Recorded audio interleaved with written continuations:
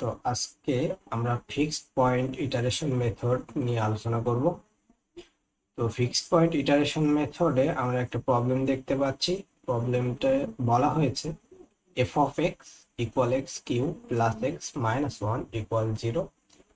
তো এখানে রুটটা বার করতে হবে এবং ইনিশিয়াল গেস দেওয়া আছে, এক্স ইনিশিয়াল ভ্যালু দেওয়া আছে এক্স নট ইকুয়াল 0.5। তো ফিক্সড পয়েন্ট ইটারেশন মেথডের ক্ষেত্রে আমার যেটা করা লাগে, আমার তো এফ অফ এক্স ফাংশন দেওয়া আছে, এখান থেকে আমার জি অফ এক্স একটা ফাংশন বার করা লাগবে, ঠিক আছে। তো জি অফ এক্স ফাংশন বার করতে হলে আমরা ফার্স্টে লিখতে পারি যে given X cube plus X minus one equal zero. তো এখান থেকে জাস্ট এক্সটাকে আমি বামে রাখবো আর বাদ বাকি সব ডানে রেখে দেবো, ঠিক আছে।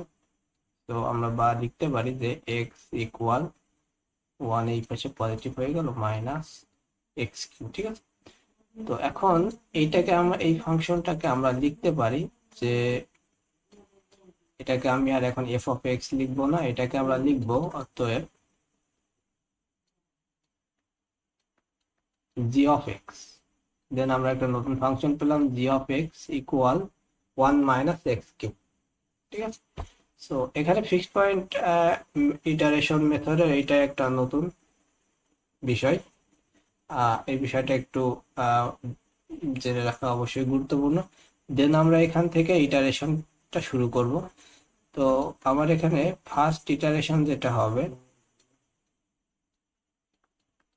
ইটারেশন ওয়ানে যেটা হবে যে ফার্স্টে আমার নিউ এক্স ওয়ান ইকুয়াল হবে জি অফ, আমার এখানে তোমার এক্স নট জি অফ এখানে আমার এক্স নট এর ভ্যালু, অর্থাৎ প্রথম আমার যে প্রথম যে এক্স এর ভ্যালু ছিল সেটা হচ্ছে 0.5। দেন আমার নতুন এক্সটা হবে কি, নতুন এক্সটার নাম দিয়েছে আমি এক্স ওয়ান, এবং নতুন এক্সটা হবে এই 0.5 এই ফাংশনে বসানোর পরে যে মানটা আসবে, সরি এই ফাংশনে না, জি অফ এক্স এ বসানোর পরে যে মানটা আসবে ওইটা আমার নিউ ভ্যালু, ঠিক আছে। তো এখানে এক্স নট এর ভ্যালু কত, 0.5, তাই না। তো এখানে আমরা কি লিখতে পারি, one minus X cube 0.5 to the power cube. So ultimately এখানে কত আসবে দেখো তো, এখানে আমি যে ভ্যালুটা পাবো সেটা হচ্ছে 0.875। এটা আমার নতুন এক্স, ঠিক আছে। তাহলে আমি কি করলাম যে ফার্স্টে আমার এক্স এর ভ্যালু দেওয়া ছিল, ইনিশিয়াল এক্স নট এর ভ্যালু ছিল 0.5, এবং নতুন যে এক্সটা আপডেট হবে ওইটা হবে কি, জি অফ এক্স নট। মানে জাস্ট এই ফাংশনে আমার এই আগের এক্স এর ভ্যালুটা এখানে বসালে যে ভ্যালুটা আসবে ওইটাই, ঠিক আছে। তো এখন এখান থেকে আমরা কি করব, এখান থেকে আমরা অ্যাপ্রক্সিমেট এরর বের করতে পারবো। ই এ অ্যাপ্রক্সিমেট এরর বের করার সূত্র কি, সেটা হচ্ছে আমার এক্স এক্স নিউ, আমরা লিখতে পারি X new minus X old divided by X new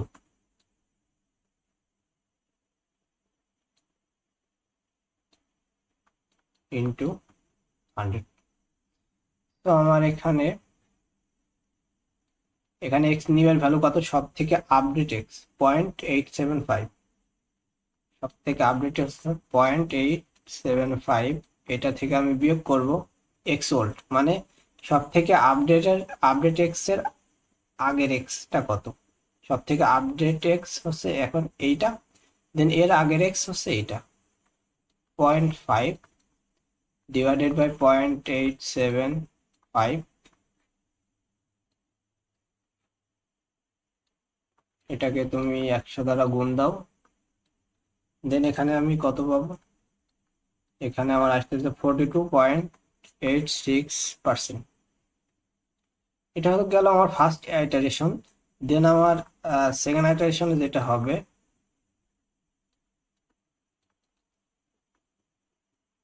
second ইটারেশনে যেটা হবে, আমার সব থেকে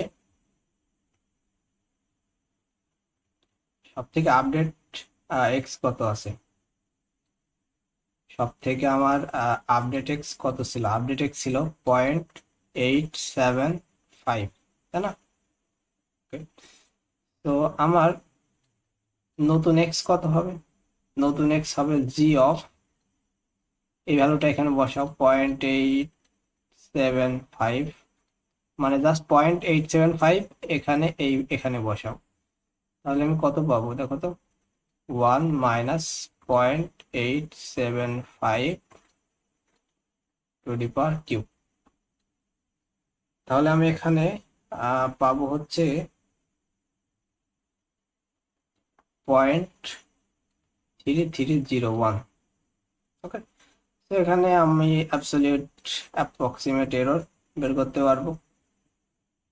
সেম ভাবে সব থেকে আমার এক্স এর নিউ ভ্যালু সব থেকে কত, এটা সব থেকে এক্স নিউ ভ্যালু হচ্ছে 0.3301, এটা থেকে তুমি বিয়োগ করো আগের এক্সটা 0.875, দেন 0.3301, এটাকে তুমি মডুলাসের ভেতরে রাখো, অলওয়েজ পজিটিভ, দেন তুমি অ্যাপ্রক্সিমেট এরর পাবো কত, 165.08%। ঠিক আছে, তো প্রথমত হচ্ছে এখানে আমার ক্যালকুলেশন ভুলও থাকতে পারে অনেক সময়, আবার অনেক সময় দেখা যায় কি আইটারেশনে তোমার অনেক সময় একটা আইটারেশনে তোমার অ্যাপ্রক্সিমেট ভ্যালু বাড়তে পারে, আবার হঠাৎ করে কমতে পারে, হ্যাঁ, এমন আপ ডাউন হতে পারে অনেক সময়। ঠিক আছে, তো মূলত এখানে আর কি প্রসেসটা দেখানো আছে, তো ক্যালকুলেশন অনেক সময় ভুল হতে পারে।